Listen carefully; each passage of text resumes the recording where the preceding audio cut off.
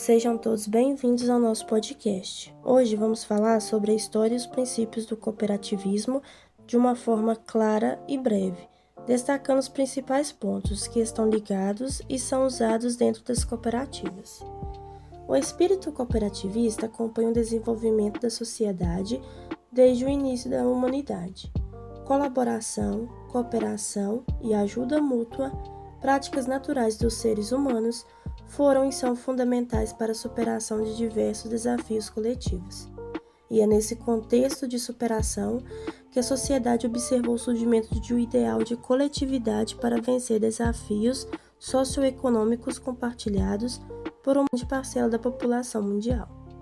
Antes da estruturação da primeira cooperativa moderna, diversos pensadores e filósofos, os socialistas utópicos, trabalho coletivo, igualdade, sociedade justa e emancipação socioeconômica dos pobres.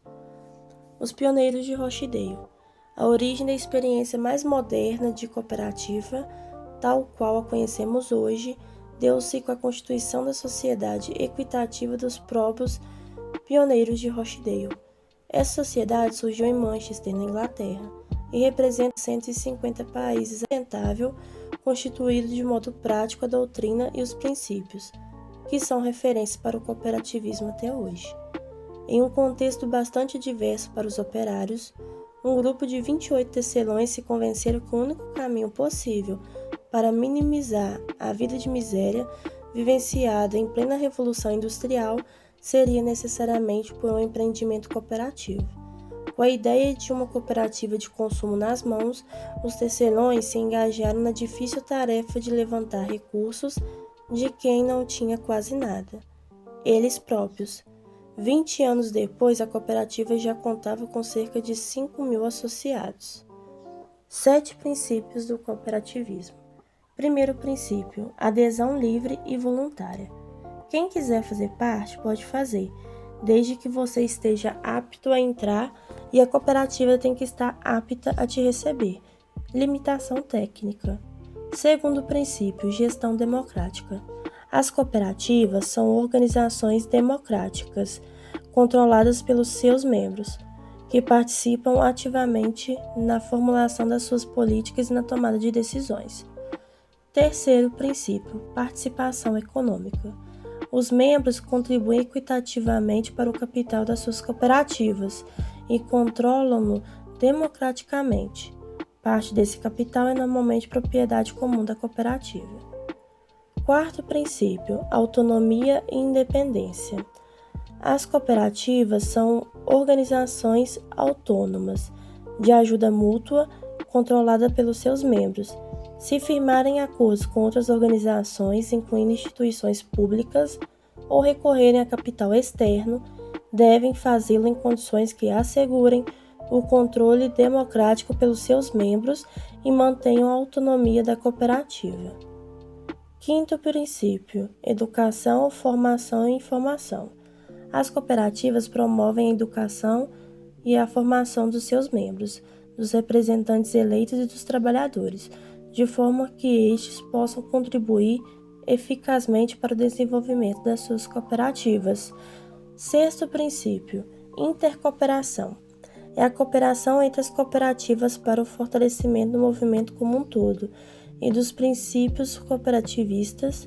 Isso pode ocorrer em diversos níveis, através das estruturas locais, regionais, nacionais, internacionais, entre cooperativas do mesmo sistema, com cooperativas de outros sistemas e com cooperativas de outros ramos do cooperativismo.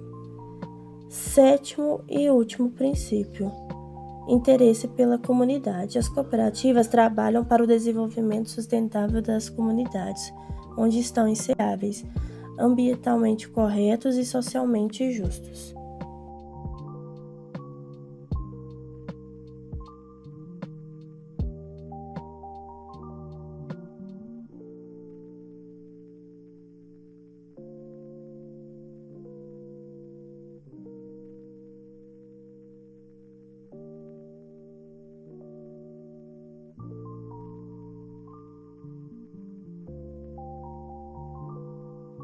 Agora vamos dar continuidade com a nossa repórter, Taciele Rodrigues, que irá entrevistar nossa convidada Luísa Rocha, que é bacharel em cooperativismo e mestre em extensão rural. Bom dia a todos e todas. Bom dia, Luísa. Bom Meu nome é dia. Tarciele, sou caloura do curso de cooperativismo na Universidade Federal de Viçosa e é um prazer estar aqui conversando com você hoje. Muito obrigada por ter aceito o nosso convite. O meu grupo e eu nos reunimos e formulamos perguntas que gostaríamos que você respondesse, mas primeiramente peço que você se apresente e nos conte um pouquinho da sua experiência com o cooperativismo. Bom dia, Tarciele. Bom dia a todos. Eu sou graduada em cooperativismo, formei pela UFV. Já no curso tive experiências com a Campic, fui diretora de marketing, fui diretora de planejamento estratégico.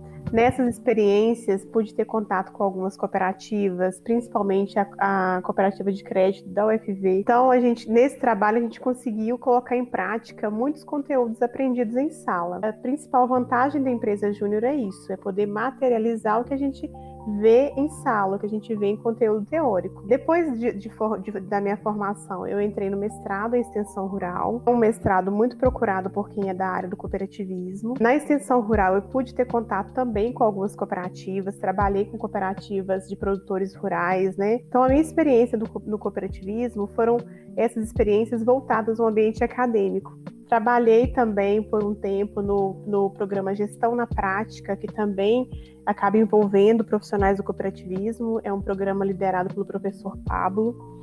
Lá eu pude também ter contato com algumas cooperativas e colocar em prática principalmente esses conteúdos voltados à área de gestão. Então, assim, se eu for pegar minha biografia, seria nesse sentido. É o que eu consegui aprender na universidade e também algumas experiências de mercado nessas participações nesses grupos. Ok, bacana. Eu queria então te perguntar quais são os benefícios para os produtores rurais estarem inseridos dentro das cooperativas? Por que eles devem optar por uma cooperativa ao invés de uma empresa tradicional? Então, dentro de uma cooperativa, o produtor rural ele consegue escoar melhor a produção dele. Como ele não está sozinho, ele está num grupo de produtores, ele consegue o maior volume de produção para poder ter uma negociação mais vantajosa. Então, uma das principais vantagens da cooperativa, principalmente nesse universo agrícola, é facilitar o escoamento de produção e também ampliar a possibilidade de negociação. Ele consegue vender a produção dele por um preço melhor. Outra vantagem bacana também é a possibilidade de comprar insumos por um melhor preço. Ele vai comprar em grupo com outros produtores, então ele consegue um valor melhor nesses insumos. Então, para comprar adubo, para comprar maquinário, ferramenta para a produção dele, tudo isso ele consegue por um preço melhor. Além disso, a cooperativa dá para ele mais visibilidade. Ele tem também ele tem acesso a direitos trabalhistas, por exemplo, o INSS, 13º salário, são previstos nessa questão da relação com a cooperativa. Então, se a gente for analisar para o produtor rural, existem vantagens, muitas vantagens, principalmente com relação à questão de visibilidade e de possibilidade de mercado. Vender bem o produto e comprar insumo por um melhor preço. E como extensionista rural, você consegue acompanhar de perto as práticas adotadas pelos cooperativistas ou tem alguma lei específica para a extensão rural? Então, nem sempre a extensão rural está ligada diretamente às cooperativas, tá? Os produtores rurais, eles podem receber assistência técnica de um extensionista sem a intervenção de uma cooperativa. O que acontece no mercado da extensão rural é o seguinte, esse serviço pode ser solicitado por uma cooperativa, aí o extensionista vai na propriedade de cada cooperado, poder prestar assistência técnica ou extensão rural. Mas também pode ser solicitado de maneira individual. Então, por exemplo, você é uma produtora, mas não faz parte de uma cooperativa e precisa de um extensionista. Você pode solicitar esse serviço de maneira individual. Por que você decidiu seguir a carreira do cooperativismo, Luísa? E o que ele representa para você? Então, quando eu entrei no curso, eu tinha uma pessoa bem próxima que tinha se formado no curso, que tinha conseguido ter um destaque profissional. Então, acho que isso me motivou muito. Hoje, eu entendo o universo do cooperativismo como um modelo de organização muito necessário, principalmente se a gente for considerar o contexto atual. Quando a gente começa a estudar o cooperativismo, a gente vê que é uma prática assim, que está com um grande crescimento, assim, é uma área em grande crescimento. Eu queria que você falasse para a gente, por favor, como que você vê o cooperativista inserido no mundo assim, do trabalho ou da extensão rural, por exemplo, no mercado de trabalho? Eu identifico, isso foi mais no final do curso também, que para quem se forma na área, existe um leque diverso de possibilidades, né, de mercado. As cooperativas, ela recebe algum tipo de apoio financeiro ou de outras empresas, assim, ou empresas como a Emater ou do governo? As cooperativas podem fazer parcerias, né, com essas empresas, podem firmar parcerias com empresas e também podem disputar alguns projetos que são custeados pelo governo. E você poderia dar algum conselho, assim, para nós que estamos ingressando agora no cooperativismo?